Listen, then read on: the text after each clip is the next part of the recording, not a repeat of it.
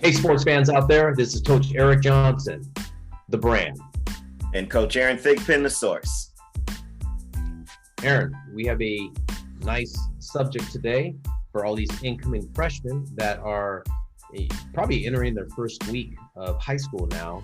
And they're walking around campus trying to understand the lay of the land a little bit. They're there with 18-year-old people now, and they're trying to figure out, what do I do? And what do I train? How do I train? Where's the sports program at? Who's the athletic director? All that stuff. And what they really need to focus on right away and really get back to that narrow focus is, what do they need to do to make their high school team going into this, entering high school right now? They should be thinking about that. Yeah, I mean, we're in that time of year where, a lot of the freshman football players and baseball players and that sort of thing are getting on campus, and they're starting to do, or they have started some of their off-season training, and cuts are going to be a part of that. Mm-hmm. And it's very competitive. And one of the mistakes that a lot of these youngsters make is they just, coming from middle school, they don't really understand that there's a jump. Even in freshman sports, there's a jump, and that those opportunities are fewer, and there's more kids competing for fewer spots, and not everyone's going to get to play. It's not about everyone gets to participate. Right, exactly. And I think some kids it comes as a shock, and so some will get discouraged, and others will use it as a way to fuel a fire that they bounce back from and get ready for their sophomore year. So there's lessons to be learned from it, but prepare yourself, and if you have the right, mental approach, I think you can weather it. Right. And I think, Aaron, a lot of times athletes don't know where to go.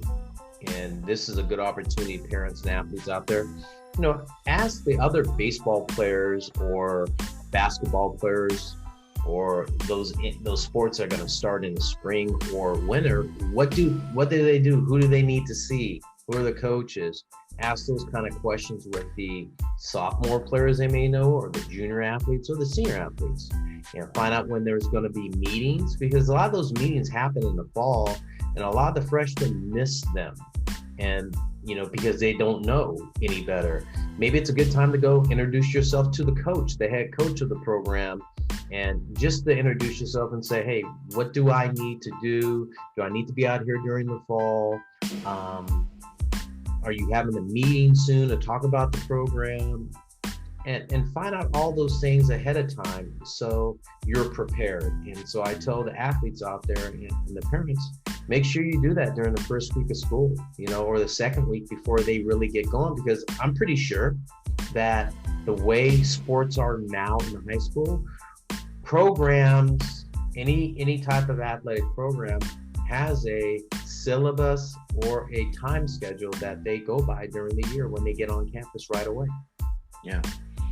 And that's a good point. Doing that work ahead of time and kind of finding the lay of the land definitely is a big part of it.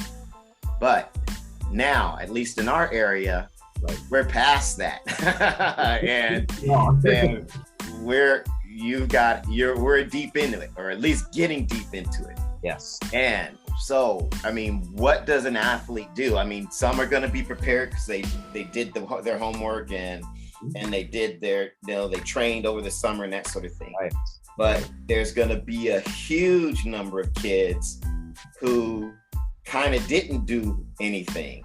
They're kind of showing up, and they're probably going to be like a deer with the headlights, in the headlights once things really get going, once they start to have to train next to those bigger, older athletes. And now that they might be doing full-time training where there's a lot more structure, there's a lot higher intensity and volume, how do you navigate that?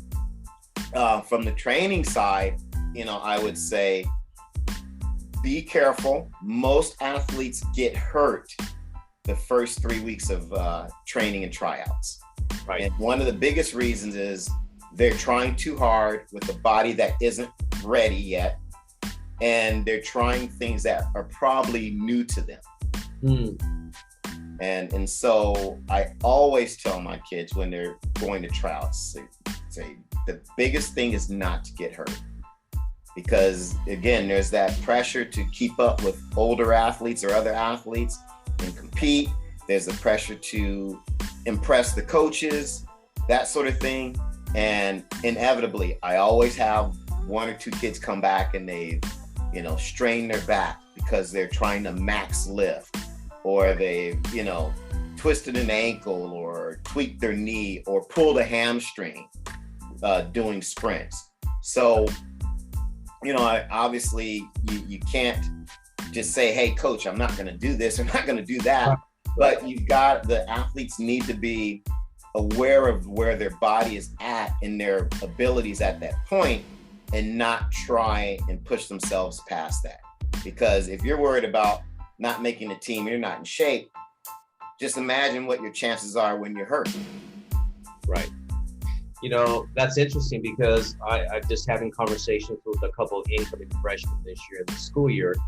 And, they told me, I practice 5 days a week already. I have a athlete says, hey, I'm going out 5 days a week. There's a program and it's not mandatory, but that's really saying we want it. We want you to come. Right. It's open to anybody, but, obviously coaches want to get their looks early. And I just feel that, the athlete's going to go there 5 days a week. And I'm afraid that athlete may not be in shape because they haven't trained all summer, And it goes back to what you say is that, you go out there 5 days and you're just going after it, going hard. And if you do get hurt, it's at least 2 to 3 weeks on a minor setback. So, I told that athlete, I said, when you go out, don't kill yourself the first couple of days. Let your body get acclimated to the stress of, because they're going to lift weights. They're going to do running. They're going to play baseball a couple times during the week. And especially if they've had a break from the summer, Aaron, and they're going to jump right back into it 5 days a week. No one's really telling them, hey, listen, go easy at the beginning. Any young player is trying to be impressionable. And by doing that, they tend to get hurt. So, again, that's a great point. I love what you said about that. And I think the second thing, Aaron, is that athletes need to really monitor and in their book, in their diary, write down how they're feeling every day. I'm feeling a little weak here, or I've been eating this, I've been doing these kind of things, just to get a feel of how their body is. And I think sometimes they get overwhelmed by high school and they just go and they don't stop and take account of what's going on a daily basis. And that can get them in trouble right away. Right. Yeah. And so basically you're leading into the organizational side of it. And again, that's something we always talk about, is being organized and managing your time.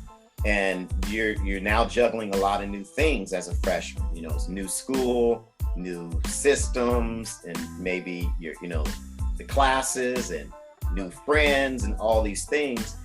And you've got that, you got practices on top of that. You really have to learn how to manage all of those things properly, so that you're getting your homework done, you're getting your rest and recovery, fresh enough for your workouts, all of those sorts of things.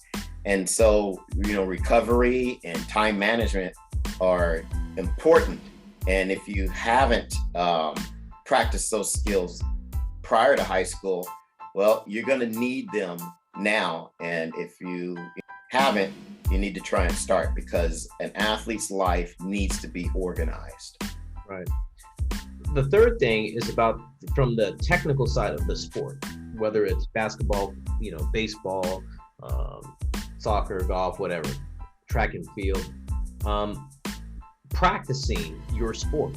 And when you go out to those high school workouts, there's not tons of coaches out there, and there's only so much supervision a coach is allowed to do under CIF rules.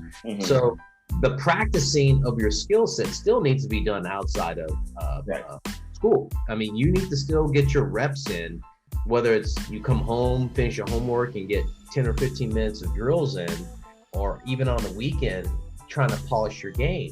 Just by going out there and showing up, it won't be enough work, because there's so many players out there, Right. and the lack of coaches to support that under the rules, that players think by just showing up is good enough. Yeah. Yeah. And all for all purposes, it's not. You still have to put in that time of getting your repetitions for that sport in a timely fashion, but also in an organized fashion, to where you can really benefit and keep improving. Because just by going out there doesn't mean you're improving. Right. It's got some trajectory where you're getting better, and you're watching that. That's why I think going home and practicing and videoing yourself and seeing if you're making those right moves technically, and the fundamentals that you're trying to get better at are important. Right. Yeah. And let's add another one. Let's add, I guess we could call this the intangibles. All right. These are some things that you can do as an athlete that I think can help to set you apart from other athletes, from the herd that shows up out there. I mean, if you talk about, high school baseball out here, at this time of year, a lot of these schools have freshman tryouts when you've got 60, 70 kids. Absolutely. And so you can't always get a chance to showcase your skill, because like you said, there's not a lot of coaches. You're not going to get a lot of reps. So what are some other things that you can do that might make you noticeable, that might set you apart? Biggest thing is being on top of what's going on. And what I mean by that is being coachable, listening, being able to follow directions. All of those things don't necessarily have to be in the front of the line, but you shouldn't be with that group of slackers. Recognize who are the workers, who aren't the workers, and put yourself with the workers. All of those sorts of things, the kind of positioning of how you navigate those workouts and practices. I think good coaches will take notice. They'll say, hey, you're not the kid who's asking him just after he explained exactly what you guys are going to do. You're not the kid asking him, how many of these do we do, coach? Or what are we doing again, coach? Right. Or you're the guy who everyone takes off to the left and you go right. Those things matter. They matter. And so you want to be on top of those things. And that takes no physical skill set. I'll say that all the time. I said, those are the biggest thing that you can do as an athlete is have the ability to learn and pay attention. Because that's what your practices are about. That's what your training is about. It's the imparting of information to you.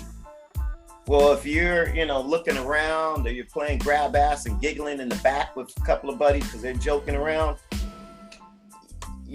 coaches see that. They may not say anything, but they see that. And so, just those sorts of things, maybe helping out, cleaning up. That's not sucking up, but what it is, it's showing that, hey, this guy is engaged in what we're doing and he wants to be a part of this team. All of those sorts of things, I think as a coach matter, because it tells me, hey, this kid's vested in what we're trying to get done here. And he's on point. I don't have to worry about this kid goofing off, me having to tell him the same thing 3 or 4 times, because all of that stuff denotes or paints a picture of you as an athlete.